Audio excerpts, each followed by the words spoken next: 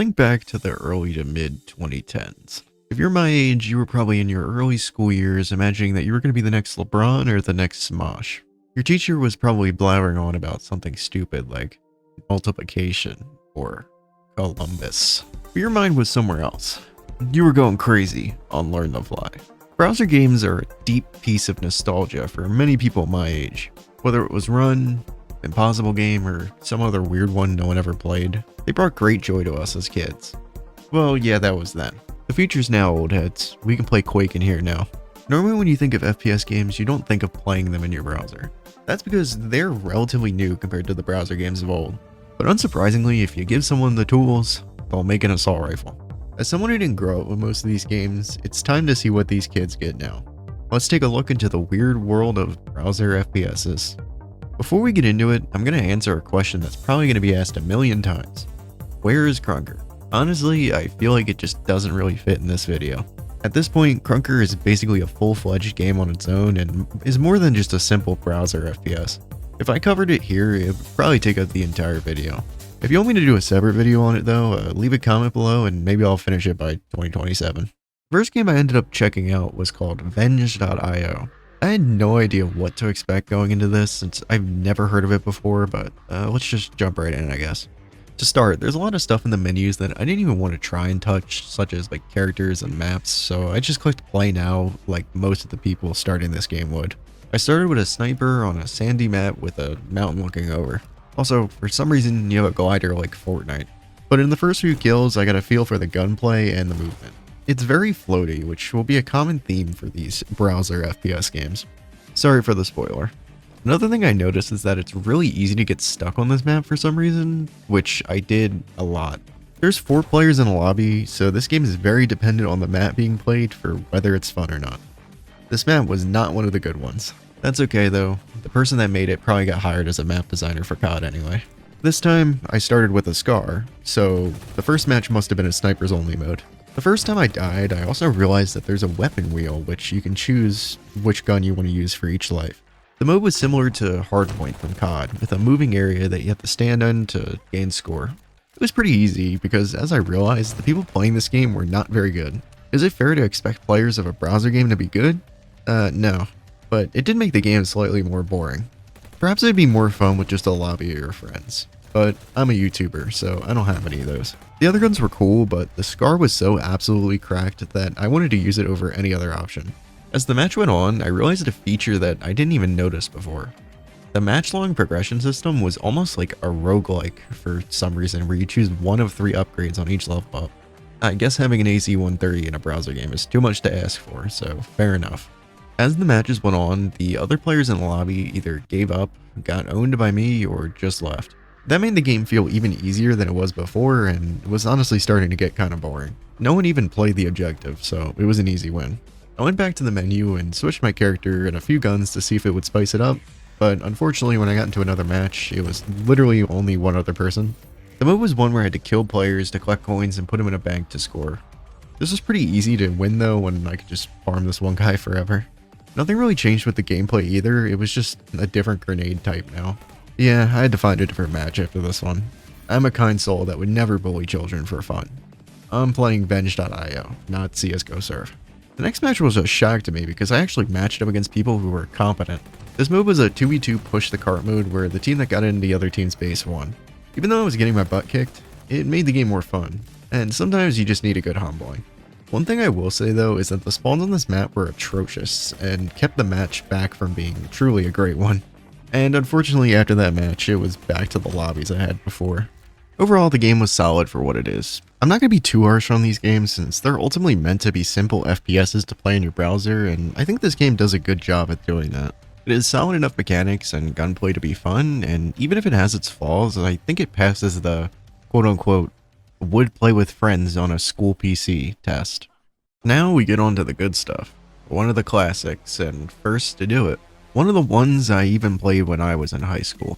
Shell Shockers. Like most browser games, there isn't much to it besides clicking play. There's a few guns to pick, but that's it. As you can probably see, this is an egg-themed FPS. All the player models are eggs, and when you die, you crack and explode. I assume this was done to make the player models both consistent and easy to render for lower end PCs, but this choice gives the game a million times more personality than any other game in this video. There's a reason a ton of people know this one. I'm writing the script thinking of like an egg pun to put here, and I can't think of anything, so just act like I said something funny in the comments. The TTK of this game is pretty slow, and not every weapon is equal, but I think the balancing, gunplay, and movement are good enough for it to not really matter. When I was playing, my favorite gun was either the AK or the single-shot sniper rifle. The maps are also really basic, and if you want me to say in a more complicated way, they're just some cubes arranged in different ways to allow for different gameplay opportunities. There isn't that much to say about this game, but honestly, that's a good thing. My ideal browser FPS game is something that's simple enough to hop into, get some friends together for, and just shoot each other with some fun mechanics. That's what Shell Shockers is to me. It's not the best game in the world, but its simplicity works for it well. I'm definitely biased, but it's my YouTube video. Kill me. This is the gold standard of browser FPS games. I had a lot of fun even in the little time I played it for this video. The only major flaw I could say is that the simplicity of this game makes it so random matchmaking isn't really the ideal way to play. But if you have some friends to put together a small lobby, you're gonna have a blast. Before I continue into the next game, I assume you're enjoying the video if you made it this far. If you could like and subscribe, it would mean the world to me. If you don't, I'm gonna explode like the eggs in this game. With the good must come the spawn of Satan himself. Okay, maybe this next one isn't that bad, but it still isn't that good. Welcome to Forward Assault Remix. It's CSGO if it was made by somebody with a pirated Unity subscription and no coding experience. I don't even know if you can pirate Unity. It was already a bad sign when I had to go to some weird browser game website to even play this. I had to also make an account as well, so GG's to my email address. The menu seemed fine, if not a bit generic, but when we get into a game, you see what we were dealing with. This certainly looks like the game of all time. The UI is already awful and looks like it was made in 2 minutes with no revisions. It plays like Counter-Strike, in an alternate universe where it sucks. There's even skins too, but the first match didn't really tell me much about the game other than the gunplay and movement being not good. In the next match, I joined a game that was a mix between gun game and TDM. It didn't really change much in my opinion on the game itself, but it was nice to at least get a bit more gameplay in since it was a respawn mode. Also, the end of match screen was kind of funny. I tried to join a snipers only lobby, but it literally had one other player, so that didn't really work out. After that, I joined a regular deathmatch server and just messed around with the AK. I forgot to even mention this, but for some reason you can also aim with the AK too, so I guess not even keeping the source material. I got a knife kill or two, which was easier than I thought, but by that point I was just kind of done. This game is kind of the punching bag of this video. It's obviously not very good, but it certainly was an experience playing. I wouldn't play this game unless you're really curious or just want to try it for yourself. Like seriously, I covered a browser version of Counter-Strike already, just play that. It'll probably be linked above or something, I don't know. Now we get to 1v1.lol, the final game of this video. And I know this game sponsors on YouTube, so let's hope I don't burn bridges before I cross my first one. We already aren't off to a great start though when we have the generic Unity polygon art style. And gambling. I love gambling. I love battle passes. I love daily quest. Yay! But yeah, I just decided to go into default showdown and just see what this was about. I hopped into the lobby and then just dropped in from the sky. You might be asking yourself, is this just ripping off Fortnite? Good question. And yeah, it seems like it. This is a battle royale that very heavily takes inspiration from Fortnite when it comes to its UI, guns, looting, and even building. And yes, there's building too. I'm pretty obviously fighting bots or like 2-year-olds at the beginning of the match. So I kill them all with no problem, and so quickly that the match comes down to the final 2 in like a minute. However, this guy seemed to be a real person and knew how to build unlike me, so I got owned. Hey, even the 2016 Warriors lost 9 games. It was time for another match, and oh my god, there's loot boxes too. The next match was much of the same, with this time being on a Christmas themed map, but it didn't change the fact that I was playing against people who obviously weren't real. I also just realized that you start with your guns. I wonder if that'll be important later. I started to fight some guys who were probably real, but I'm too good. I finished a few others, and now was the time for the moment of truth. The final 1v1. .lol. Oh. Well, a win is a win.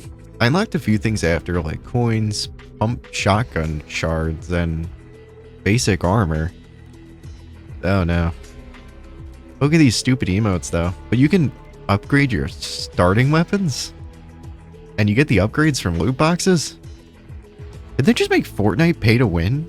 I honestly have no words. You can gamble for these stupid skins though. This isn't just a browser game, but it's also a mobile game, and you can clearly tell that. This is some nasty work. I played another game after on the Christmas map, and it went almost exactly the same as the prior one. Just killing people who had no idea where they were. I ranked up and got more slop, so I decided I was done with the regular Battle Royale. I wanted to try the namesake of the game, 1v1 Clash. This is literally just Fortnite build fights. The map is super tiny, and all you can really do is build and kill your opponents in a best of 3. I tried to build a bit, but I suck at it. I found out the best way to win is to just watch your opponents build and then just shoot them down as they frantically try to react to you not building back.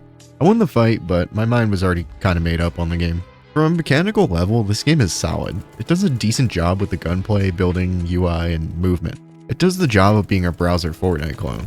However, the pay-to-win and cosmetic microtransaction slop has no right being this bad in a browser game. Let alone a 1v1 game or a battle royale game. Fortnite is literally on mobile, man. What are we doing here? I don't even know if this would be fun with friends either. This leaves me with the ultimate question based on the sampling of games I took for this video. Are browser FPSs good? As you can probably tell, there isn't a yes or no answer. Like every other FPS game, it just kinda depends. You can have the simple good ones like Shell Shockers, the ones who have potential like Venge.io, the ones that shoot themselves in the foot like 1v1.lol, or the ones that were born without any feed at all like Forward Assault Remix. The good part about these games though is that they're super low risk. All you have to do is to just type in a website to try them. If it sucks, you lose nothing, but if it's great, then you have a nice little game that you can play in your browser when you're bored or with your friends. The friends thing is the best part. I hope kids these days will get some of the experience of being in school and having a blast playing these games with your classmates. Unless the school blocks it, which in that case, I don't know, bring in your Xbox and a monitor and plug it into the wall or something. Thanks for sticking around until now. This is my first video back from like a long break, so it's really nice to be able to make one of these again. College certainly sucks, but we back on the grind for real this time. I'll be trying to upload more consistently, so make sure you subscribe and hit that notification bell. And you know the drill, hit the like button. I explode into a million pieces if you don't, you know. But for real though, I have some big stuff in store, so if you want to stay up to date with that, the best way is through my Discord server, linked in the description. I would love to see you there. You can also join my Patreon or become a YouTube member if you really want to show some love to me with a few bucks. Just like the awesome people, Bungus, Mr. Bunguside, Slack, and Master Necro. My name is Chaos for Real, and browser, I barely even know her.